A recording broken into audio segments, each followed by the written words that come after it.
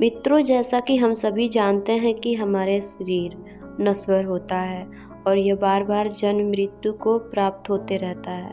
लेकिन मरता सिर्फ हमारा शरीर ही है। इसके अंदर रहने वाली आत्मा को कुछ नहीं होता है। वो शरीर की मृत्यु के बाद वो आत्मा एक शरीर से लेकर दूसरे शरीर में प्रवेश करते रहता है और ये सिलसिला चलते रहता है। मगर आज हम लोग जानेंगे कि मनुष्य के जन्म से पहले और मृत्यु के बाद आत्मा कहाँ जाती है, क्या करती है, इन्हीं सब के बारे में जानेंगे, जिसका वर्णन हिंदू धर्म के 18 पुराणों में से एक गरुड़ पुराण में दिया गया है। तो चलिए जानते हैं। गरुड़ पुराण में वर्णित कथा के अनुसार जैसे ही एक आत्मा अपना शरीर का त्याग करके उस आत्मा को परलोक ले जाने के लिए यम का दूत पहले से ही वहां मौजूद होता है, जिन्हें उन यमदूतों को देखकर अच्छे कर्म करने वाले व्यक्ति की आत्मा बड़ी ही आसानी के साथ उनके साथ चल देते हैं। लेकिन बुरे कर्म करने वालों की आत्मा को यमदूत द्वारा जबरदस्ती खींच कर ले जाया जाता है, जिसके बाद उन यमदूतों द्वारा आत्माओं को ले जाकर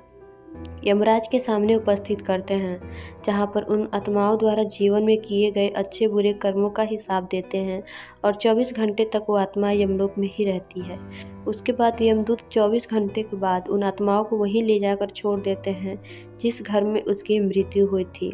जिसके बाद यहाँ वो 13 दिनों तक अपने घर में रहती है और फिर 13 दिनों के पश्चात अंतिम संस्कार से जुड़ी सभी क्रियाएं समाप्त होने पर यमदूत उन्हें फिर से लेने आते हैं और उन्हें अपने साथ यमलोक की यात्रा पर ले जाते हैं, जहां उन्हें जमलोक तक पहुंचने वाली मार्ग में अनेक प्रकार की यातनाएं सहनी पड़ती है। अगर मरने वाले की आत्मा पुण्यात्मा हो तो वो बहुत ही आसानी से यमलोक के मार्ग को पार कर जाते हैं,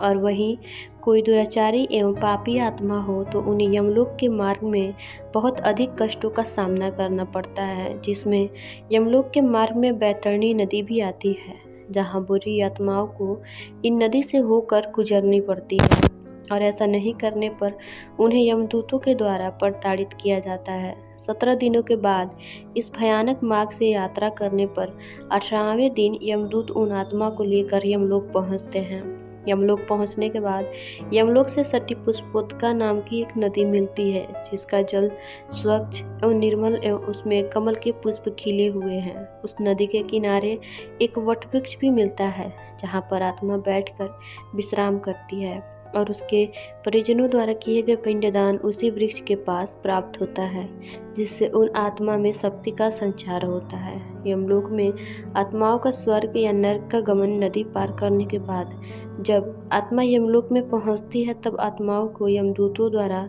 यमराज की सभा में उपस्थित किया जाता है, जहां उनकी सभा में एक से एक बढ़कर ज्ञानी और विद्वान मौजूद रहते हैं। तब धर्मराज उन आत्मा को किए गए कर्मों के अनुसार एवं वहां उपस्थित ज्ञानी और विद्वान की सहमति से उन्हें स्वर्ग या नरक लोक भेज दिया जाता है, जहां वो अपने कर्मों का फल भोग सके। कुछ आत्मा ऐसी भी होती हैं जो मोक्ष की योग्य होती हैं, उन्हें विष्णु लोक भेज दिया जाता है। ऐसे आत्माओं को फिर इस संसार में पुनर्जन्म लेने की आवश्यकता नहीं पड़ती है। जय श्री कृष्ण।